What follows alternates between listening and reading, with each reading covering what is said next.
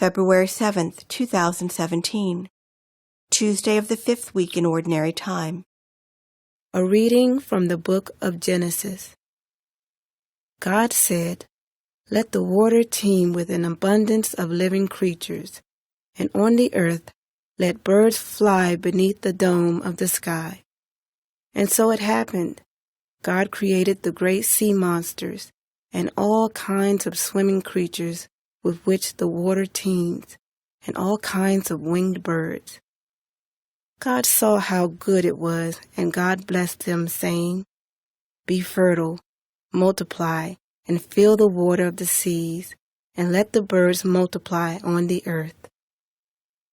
Evening came, and morning followed, the 5th day. Then God said, "Let the earth bring forth all kinds of living creatures, cattle, creeping things, and wild animals of all kinds." And so it happened. God made all kinds of wild animals, all kinds of cattle, and all kinds of creeping things of the earth. God saw how good it was. Then God said, "Let us make man in our image, after our likeness.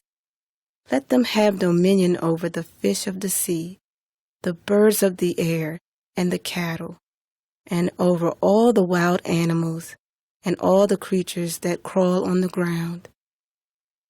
God created man in his image. In the divine image he created him. Male and female he created them. God blessed them, saying, "Be fertile and multiply, fill the earth and subdue it. Have dominion over the fish of the sea, the birds of the air, and all the living things that move on the earth." God also said, "See, I give you every seed-bearing plant all over the earth, and every tree that has seed-bearing fruit on it to be your food, and to all the animals of the land, all the birds of the air, and all the living creatures that crawl on the ground, I give all the green plants for food." And so it happened. God looked at everything he had made, and he found it very good. Evening came, and morning followed, the 6th day. Thus the heavens and the earth and all their array were completed. Since on the 7th day God was finished with the work he had been doing, he rested on the 7th day from all the work he had undertaken. So God blessed the 7th day and made it holy, because on it he rested from all the work he had done in creation. Such is the story of the heavens and the earth at their creation. The word of the Lord. Responsorial Psalm. The response is, "O Lord our God, how wonderful your name in all the earth. When I behold your heavens, the work of your fingers, the moon and the stars which you set in place, what is man that you should be mindful of him, or the son of man that you should care for him? O Lord our God, how wonderful your name in all the earth. You have made him little less than the angels, and crowned him with glory and honor. You have given him rule over the works of your hands, putting all things under his feet. O Lord our God, how wonderful your name in all the earth.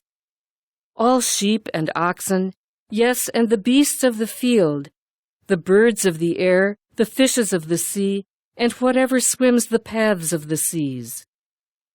O Lord our God, how wonderful your name in all the earth." A reading from the Holy Gospel according to Mark.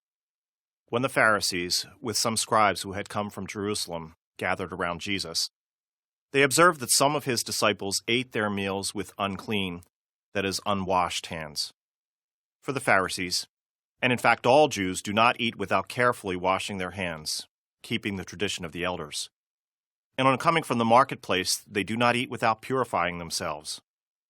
And there are many other things that they have traditionally observed: the purification of cups and jugs and kettles and beds.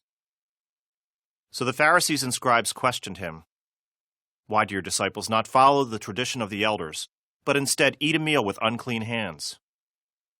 He responded, "Well did Isaiah prophesy about you hypocrites, as it is written, 'This people honors me with their lips, but their hearts are far from me. In vain do they worship me, teaching as doctrines human precepts.' You disregard God's commandment, but cling to human tradition."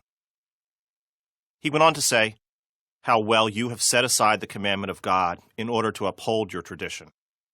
For Moses said, 'Honor your father and your mother, and whoever curses father or mother shall die.' Yet you say, 'If someone says to father or mother, any support you might have had from me is korban,' meaning dedicated to God, you allow him to do nothing more for his father or mother. You nullify the word of God in favor of your tradition that you have handed on. And you do many such things." The Gospel of the Lord.